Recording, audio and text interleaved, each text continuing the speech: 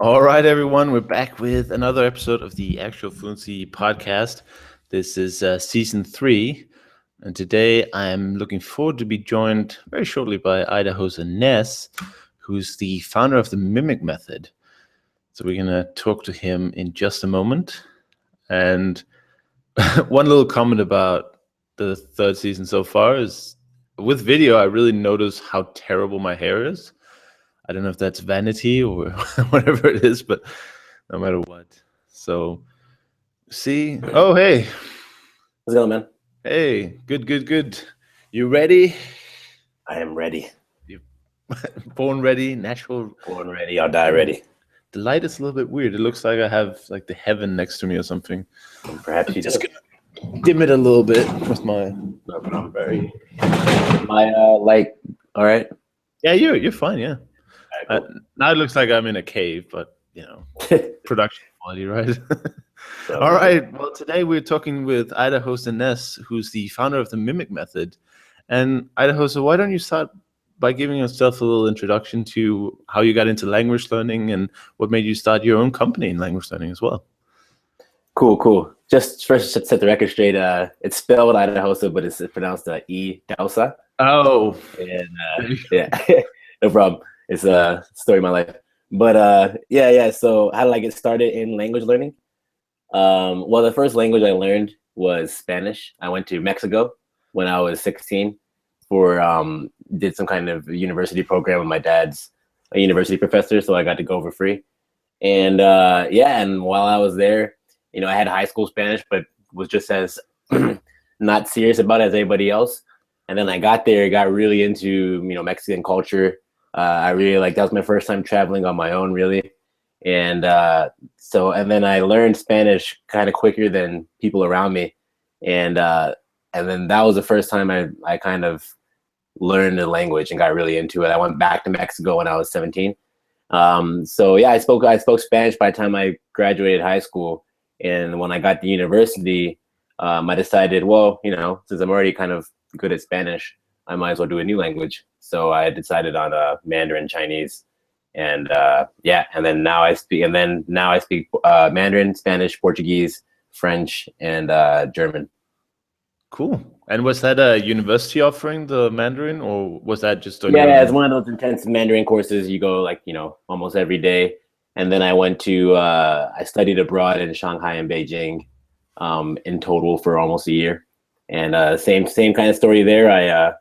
I was able to pick up the language faster than my peers. And it was at that time I started to kind of formulate a philosophy around why that was, what I was doing differently. One of the core things I noticed at the very beginning with Spanish is that if you actually make the effort to try to sound like the people, not only do people kind of relate to you a bit more when you do the accent better, but the actual acquisition of the language became faster because you're able to kind of connect and hear the words easier and stuff. So that's what happened. Then when I got the Chinese, the whole idea of accent and pronunciation became even more clear since it's a tonal language. And I invested a lot of energy and time at the very beginning getting the tones correct, whereas my classmates either didn't care that much or didn't quite get it at first. And then that once again carried over, and I was able to learn Mandarin much faster as a result. And then and then soon after that, after I graduated, I went to Brazil and then learned Portuguese on my own, just kind of in the streets, and applied my own kind of philosophy again. And that it was in Brazil that I came up with my own concrete philosophy about how one should go about learning a language. Cool. And we'll get into the whole pronunciation question in a minute, because I know that's Sure. a controversial topic, or maybe not controversial, that's probably taking it too far, but people at least have very split opinions on it. Learn to say it right or die. Yeah. But first, I just wanted to talk about I would say the famous video on the internet called Skype Me Maybe, which is where I first saw you. Can you describe, the process of being part of that, and has that done anything for you in terms of people getting to know you or reaching out? Yeah, sure. I mean, one thing it does is I still get a steady traffic of Skype requests. But Yeah, it was pretty straightforward. Benny, it was organized by Benny Lewis from Fluent in 3 months, and he's got his stuff together pretty good. So he had like a whole process. He emailed me and it was like, if you choose a language, these are the ones available. And I was like, I'll do this and this. Come back with a lyric. I have a musical background, so it wasn't really hard for me to just come up. I was actually in Brazil again at the time, and I was actually at my office at like late at night. I was like, all right, fine, and then just recorded it really quick, sent it in. A couple weeks later, we had this epic video. I was like, man, that was really well done. Yeah. So yeah, and as far as my input into it, it wasn't that much. But Benny and whoever his team was did all the work. Right. Yeah, it's a great video, and it's I love it. I mean, I'm still listening to it like after 50 times or something. Yeah. So good. I mean, maybe one criticism is there's a little bit too much Benny at some points, but I guess he couldn't find enough people who were Right, actually. he did all the work, so he deserves all the. Oh yeah, for time. sure. I mean, huge credit to him for uniting that many people in one video. So that's good fun, and I guess in a way, it's sort of it's a good advertisement for multilingualism in general. So yeah, that's pretty cool. So getting into the learning process. Well, let's just jump into pronunciation, because that's obviously your main focus, and something that I personally didn't think was that important until very recently. Because when you start learning a language, my first logical instinct was, well, why do I need a better than good enough pronunciation? And maybe you'd like to answer that question, because in my mind I would be like, okay, as long as I could be understood, then that would be okay. But I mean, recently I changed my mind. But maybe you want to answer that question first. Why is it important to really focus on the pronunciation, and why not just stop at good enough? You sound like a foreigner, but it's okay. Sure. I mean, there's a couple of things there. First is really basic. Understanding what pronunciation is. Pronunciation is so if you say one thing and the native speaker says the same word but differently, what's going on is you're making different sounds, right? So pronunciation is about what sounds do you make. And if you take a step backwards and think, what we're doing right now? What is language communication? We're just making a bunch of sounds with our mouths, smacking our lips and tongues together, and then hearing them with our ears, right? So at the physical core, what we're doing is pronunciation.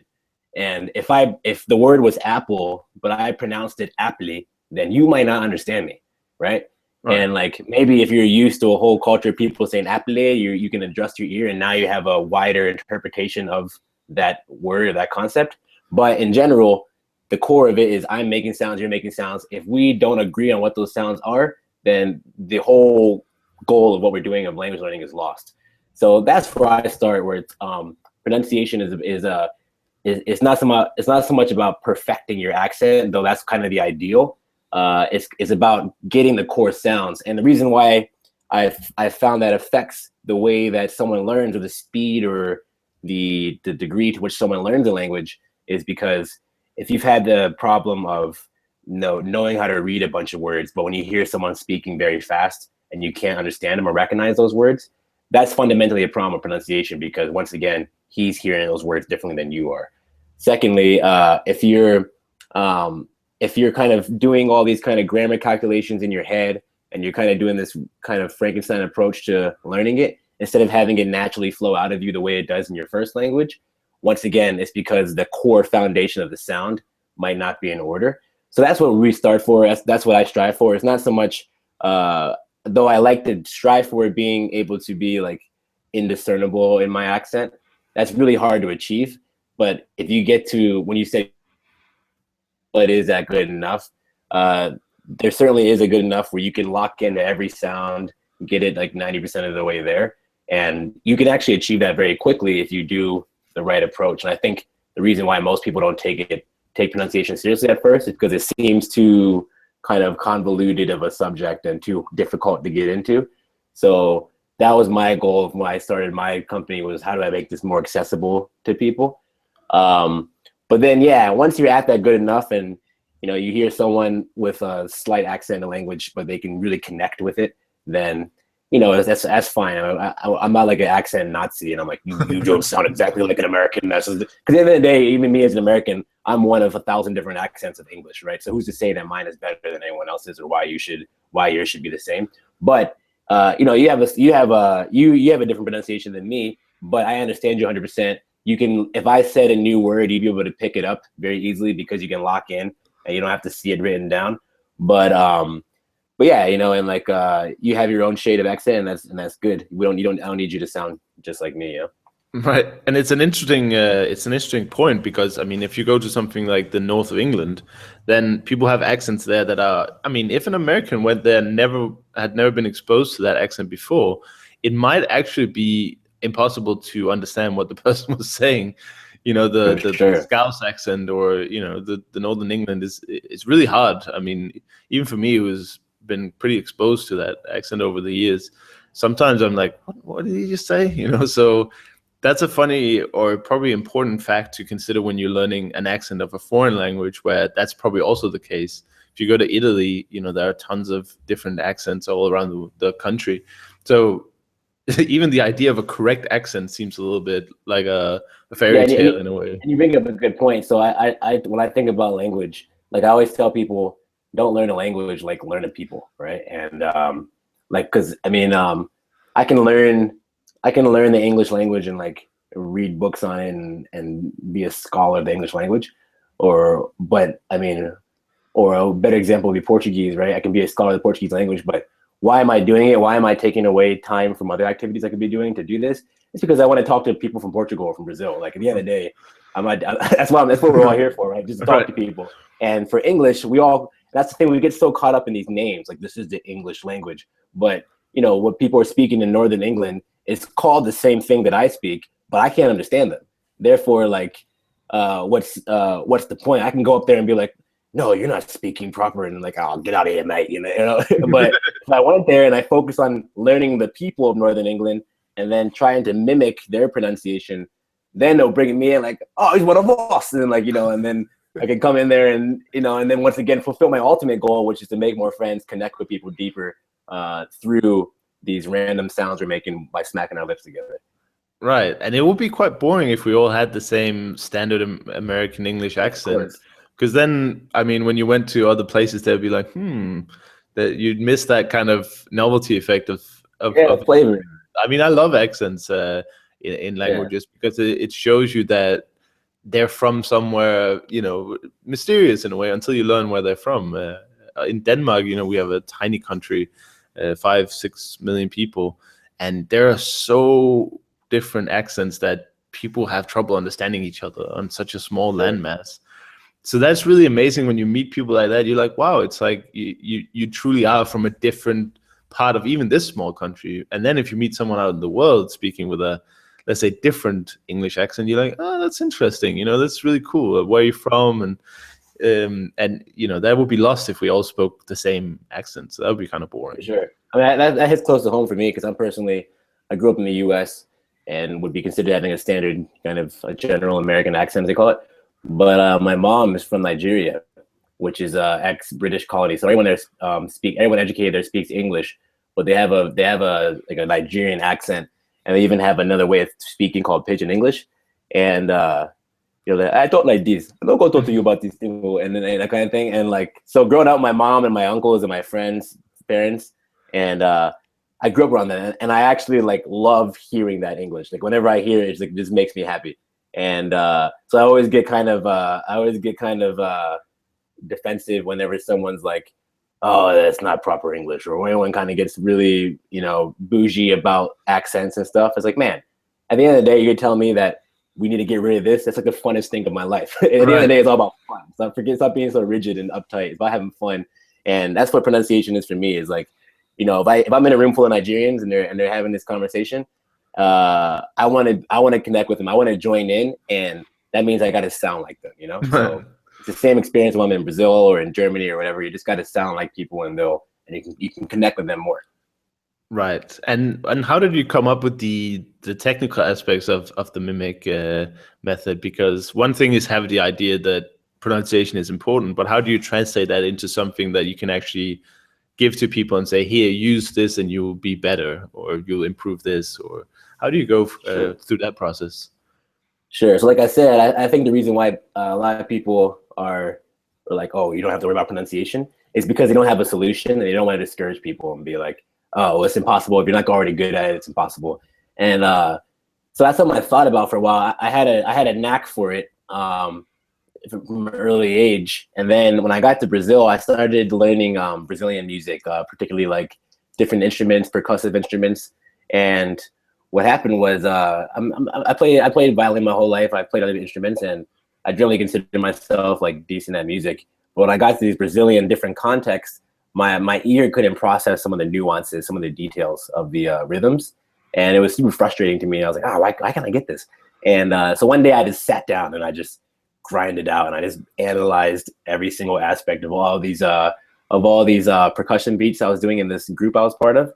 And then through that process, I came up with like a technique for myself to learn these rhythms. And then I was able to learn like very quickly once I got super analytical about it. And then, so I did that. I played with this drum band and we did like shows and stuff. And then one day I was just kind of like coming home from a practice on the bus, kind of jumped something out. And I just had this kind of epiphany, like, oh my God, I can apply that exact same technique to learning how to pronounce phrases, because at the end of the day, the same way I'm hitting this drum with a stick is the same way I'm hitting like the top of my mouth with my tongue. It's just about coordination and coordinating it with sound. So I went home and like basically adapted that same kind of method I did for the percussion to like a Portuguese song and to an English song. And I kind of rushed out into the street and started grabbing random Brazilians and random foreigners and like started testing it out on them. I was testing out this technique, and it worked. And basically, within like a few minutes, I was able to like, teach Brazilians with no English experience how to pronounce a phrase with like a near perfect English accent, and then likewise random foreigners to like say his Portuguese sounds and his Portuguese phrases with a near perfect accent. And so yeah, I realized that you can control the variables and break it down. And then soon after that, I figured out a way to kind of put the experience online. And then and that's how I went from there. The rest is history. That's history. And speaking of music, apart from being used in your method as well, that is a great tool to improve pronunciation, isn't it? In practical terms, and at least that's what everyone seems to be saying. But can you maybe explain why it is that music is so helpful in pronunciation? Sure. It's basically two reasons. And this has been researched. When you put if I say something to you like, hey, what time do you want to do a Skype interview? Right? There's a certain rhythm to that, but it's not being emphasized in normal speech. But if I put like a beat to it, I'm like, hey, when do you want to go do this interview? Then what happens is the structure of the musical beat kind of puts things more clearly in your perception of sounds. So that's something they've studied. Secondly, and most importantly, pronunciation is a physical skill. It's a motor movement. If you imagine trying to learn like salsa for the first time, or trying to learn how to, ride a bike or something, you don't do it right the first time, right? You can only do it through lots of repetition of the right movement. And in most scenarios, repeating something over and over again is super boring. But music is by definition repetition. And it's the only context for us humans where repetition is not just not boring, but like extremely fun and engaging. So if I wanted to just pronounce that phrase, when's our Skype interview? And I just said, say this over and over again, you'd fall asleep. But if I put like some dubstep music to it and then a light on a beat, like, oh, when's the right energy tonight? And then you can do it like 1,000 times and never get bored. And then the muscles in your tongue, lips, and throat are going to strengthen and then get that muscle memory needed to speak those sounds in normal conversation without thinking about it. Right. And a bit of a technical question. You speak Mandarin Chinese, and is it true that when they sing in Mandarin, the tones are not as in the spoken, or are there tones in singing Mandarin? And if so, how does Mandarin songs help you to get a better grasp of the tones? Yeah, it's a good question. For whenever we do musical things, so what we started doing recently with our courses is we use music and songs, but we also songify normal phrases, so they can actually take a beat and like the way they do on those YouTube videos and like put it to a beat for you. We do that a lot for Mandarin because you're correct. Mandarin is a tonal language, which means the actual pitch of your voice influences the meaning, and it's important for you to get really nuanced pitch hearing. So if I put a phrase to a melody, then the pitches by definition become distorted.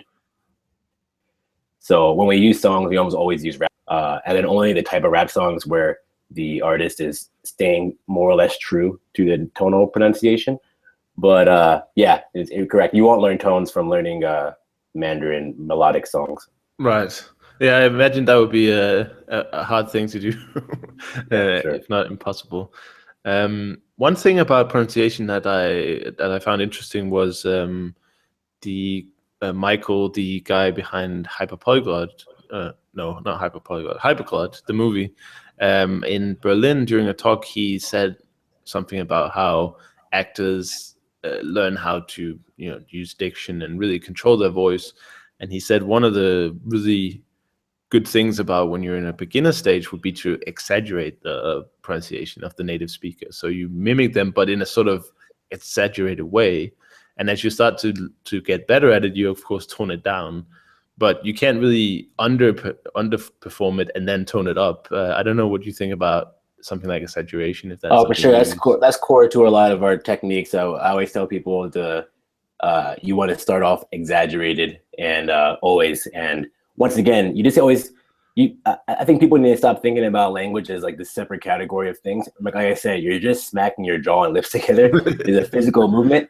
And once again, if anyone who's ever learned like a new physical skill in adulthood, a dance, a martial art, you notice that when you first learn it, you exaggerate all the parts of the movement, and then after a while, you start to tone it down, as you said, where you figure out what the core kind of movements are and how to do it with the minimal amount of energy. So if I'm speaking like English, and I'm trying to learn an sound, I'd be like car, and then I do that enough times so my muscles and my tongue get comfortable. Eventually I can say car, and then I can do just the minimal amount needed for the person to hear the R sound and then move on. So, but yeah, you can't do the opposite way. You can't do bad and then tone it up. It has to be over, hyperclock it, as they call it, and then kind of gracefully fall back down.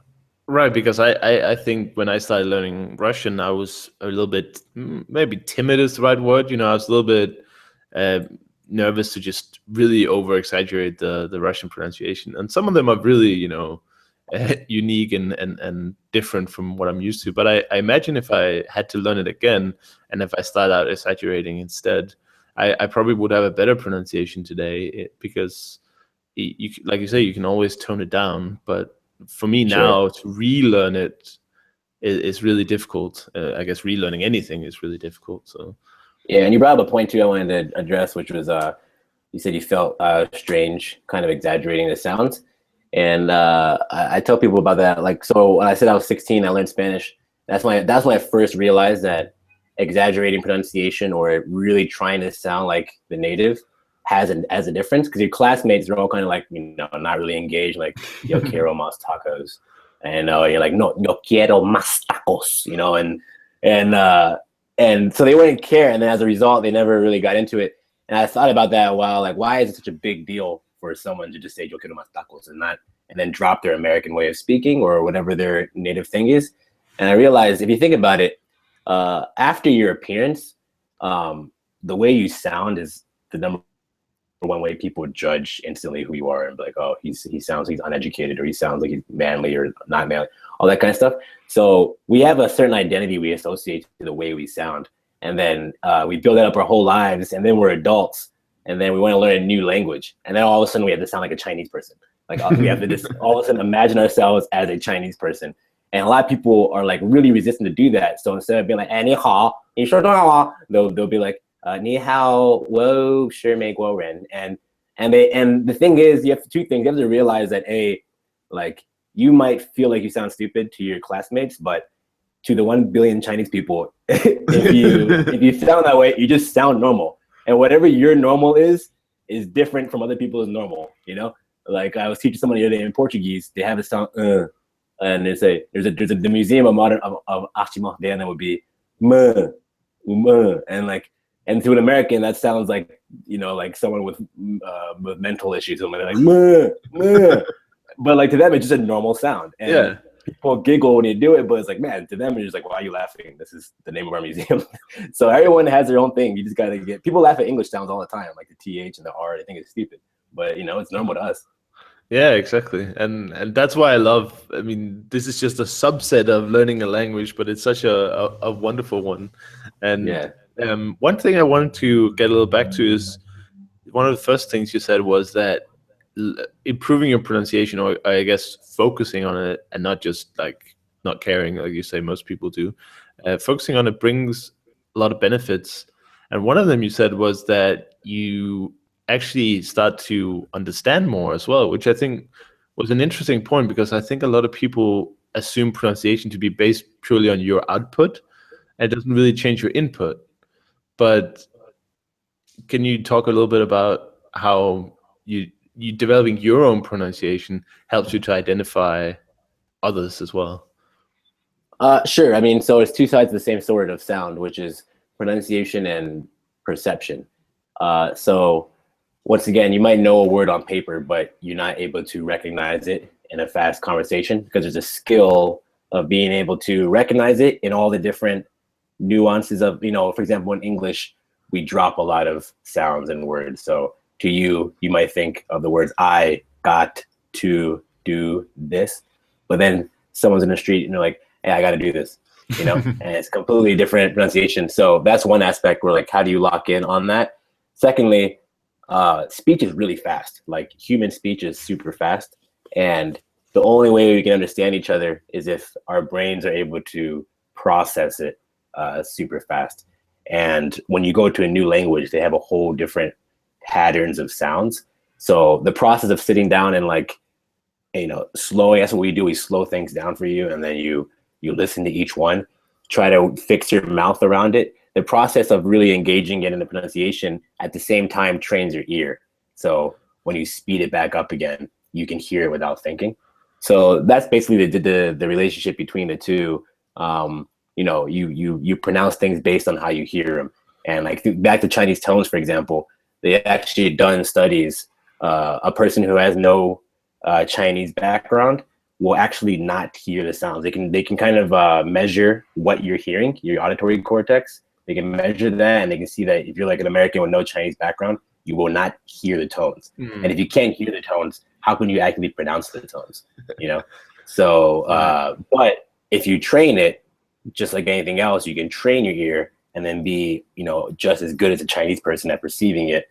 But then the way you train that is with your mouth, right? So the ear and the mouth there's a direct connection. Right. Yeah, it's super fascinating. One of the things that I also saw was, or I see this actually coming up once in a while, is there are some people who advocate a listening period when you start learning a new language, where you just basically get as much input as possible on the sounds. And I guess my question in regards to that is, what is the role of listening when you're improving your pronunciation? Do you need to immediately stop replicating or mimicking, or do you think that listening and really sitting, doing some active listening, trying to make out the sounds before you start actually trying to reproduce them will be beneficial? Yeah, I mean, I think I never tried that. I've heard of it, and I can see the logic of it being that when you once again when you start off, you don't hear the sounds properly, and which therefore when you try to pronounce them, there's an aspect of you kind of getting in your own way. But at the same time, I personally don't really advocate it or do it myself because I know you can eventually autocorrect, and most importantly, I don't like to encourage any kind of behavior that's like waiting, because people wait for stuff too much when it comes to these kind of things. And yeah, I mean, like if you just dive into it, definitely you need to hear, like you definitely need to hear more than you speak especially at the very beginning, because that you know you have to hear first before you can know how to actually pronounce it. But if you so when you first start off, if you start pronouncing right at the beginning, which is what I always encourage people to speak from day one and just get in there and start talking. Don't care about, at the same time I say care about pronunciation, don't care about it while you're actually talking. Like it's something you practice on when you go home, but in the field, just have fun and focus on communication and conversation. So yeah, if you do that though, and you keep your ear open and you do enough training, things start to autocorrect. The whole idea of the mimic method is that you listen to how the other person says it, and then you open your ear up to it, and you can see the difference between how you would have said it and how he said it, and then gradually adjust it until you sound like that. Right. And is that an active process that you have to do to replace? Because I've seen a lot of people, or at least heard a lot of people who have lived in this is just an example from Denmark, for instance, but I know it exists everywhere, where people, they come to a country and they live there for ages, they hear the language for 30 years, and they still have that accent they came with, pretty much. Does that mean that as a language learner, we should have an active attitude towards changing our pronunciation, or is there something else going on there? Sure. I mean, so that's kind of the logic behind that waiting period thing, which is when the first time you pronounce something, you're going to pronounce it wrong, but there's also a risk of building a habit. So everything we do is habit. All my speech right now is habit. And when you're learning a new language, you're trying to learn new habits. Yeah. So if you go to a place for 30 years, you can open up your ear and really try to fine tune it, or you can reinforce habits you've already had. And that's what happens to people who've been in a place for a long time, and they basically have not been able to hear the details, and they enforce the habit. And then if they want to improve it, the first step is listening really, really close in detail and active practice with accent training. And then they're like, oh, now I hear the difference between how I say it and how they say it. But now, unlike the person who just started the language, they have 30 years of habit that they have to undo. And that's not easy. It's possible, but it's not easy at all. And I have older students, and we hear them. We put them in the drill training, and then they'll get it. They get it, and okay, now I get it, and they pronounce it right. But then, like 2 lessons later, they fall back on that same habit. So it's really difficult. Like people don't realize how much habit is involved in speaking. I said the word "we're just" a billion times in my life, and I said it the exact same way because it's a habit, Right. And that I guess that comes as a warning to new language learners is, do it right from the start. Don't ignore it like the bad students in the language class. Don't take it. Don't sit around and wait for pronunciation skills to magically appear. Yeah. I mean, like I said, there's different varying degrees. I've seen almost over 1,000 people at this point hearing their accents, and there's definitely some people just have a more open ear at the outset, and they can self-correct easier. And there's some people who don't get it as quickly, but they will with enough training. And those people particularly need to be careful with building up habits, because man, there's nothing more frustrating than trying to undo a habit. So if you got a fresh palate and you're coming to a new language, it doesn't take that much. Just take a few weeks to just really listen to the sounds before you jump into everything else. I mean, once again, you can go out there and speak and stuff, but like, I don't know, I personally don't advocate a lot of like hardcore, all that kind of memorization of things. I actually don't advocate premature literacy. Literacy is one of the number one things that gets in the way of people's pronunciation, because now you bring in a new habit, and that's a habit of seeing shapes and associating your native language sounds to it, and then having to do new sounds. That's a huge issue that, half the pronunciation mistakes I hear are just because people are seeing the word in their head and nothing else. Right. So that's another thing. So, but yeah, if you just really get into the sounds and be patient with letting your ear adjust, then you'll save yourself a lot of frustration down the line.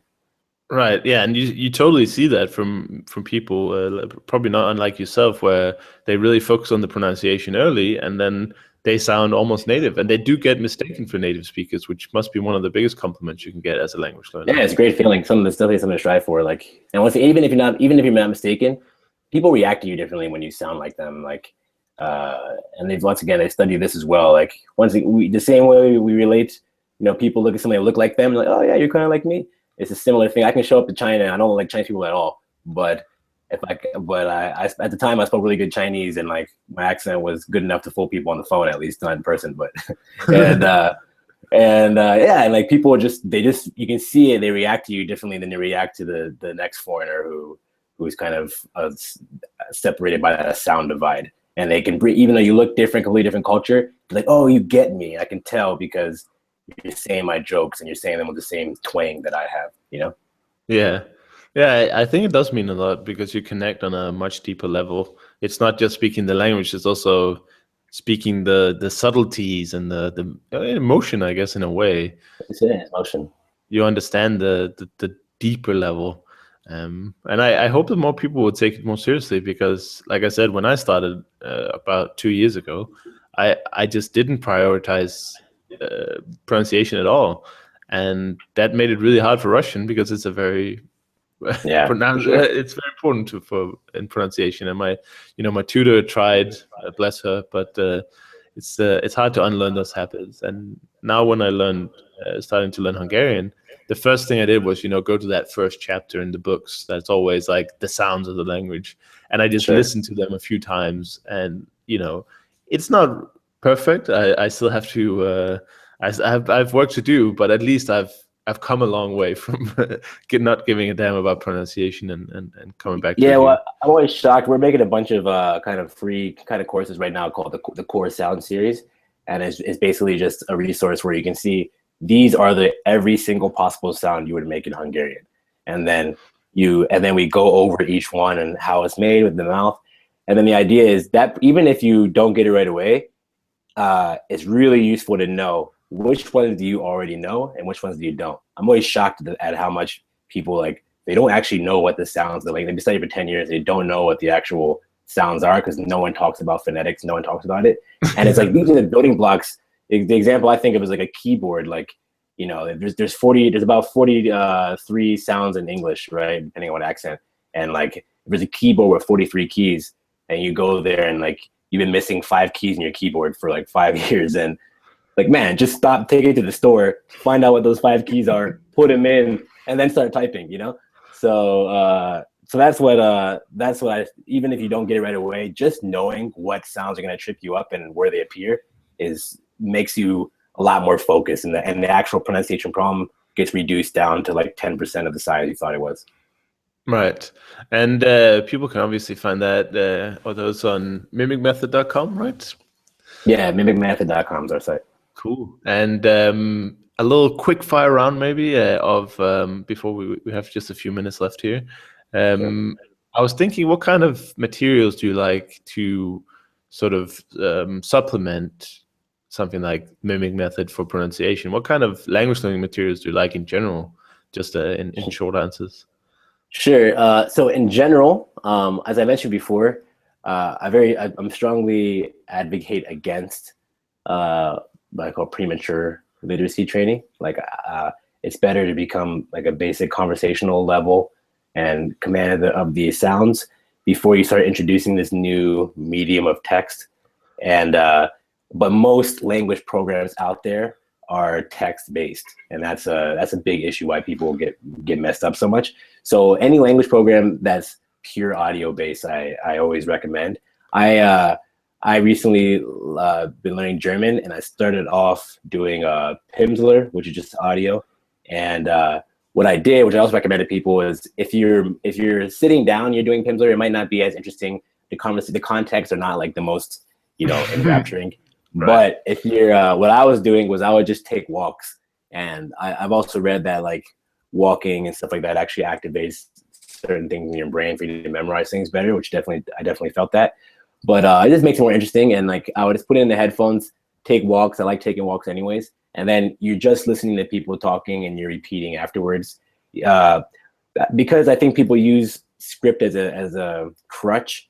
A lot of people are really uncomfortable with Pimsleur at the beginning because they're like, I can't really hear what they're saying. But if it literally just takes a few days to get over the hump, and you'll thank yourself later. And then I haven't really tried Michelle Thomas, but he's also a similar audio-based thing.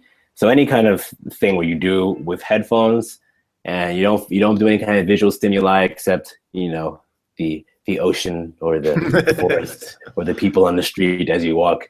That's what I like to do. Well, it's funny you say that because apart from Michel Thomas and Pimsleur, I'm actually not aware of any other kind of, let's say, comprehensive courses out there that only have audio, or at least have an audio that you can follow without the text. Because something like Teach Yourself or Colloquial, yeah, you can listen to the audio alone, but it's like they don't actually give the translations. They just give you the dialogue and which is, I mean, that's kind of helpful. You have to Sure. you have to be really, I guess you have to be a detective almost to work out what the words mean. But of course, in terms of pronunciation, it's a good practice. But I mean, try going through a colloquial or teach yourself listening only to the foreign dialogue of a language you're just starting to learn. Yeah, exactly. That's too much. I mean, that's Yeah, not those going are to two happen. I don't do it either. And in the future, I like to make my own courses of that, but it's such a huge endeavor. But yeah, it's a shame. There should be more like it. It's just my theory is that when you're in the business of language learning, you have to balance between what people need and like what people are gonna want and use and pay money for. Right. And if you give people cool images and like letters they can latch onto, then they're gonna be like, oh yes. But you know, people will give up too easy on the other ones. But right. just like anything else, it's hard. If you don't challenge yourself, you won't learn it. So don't use crutches. That's funny, and I hadn't another aha moment because I was just thinking if I was using my colloquial and I was listening to the audio, that's good.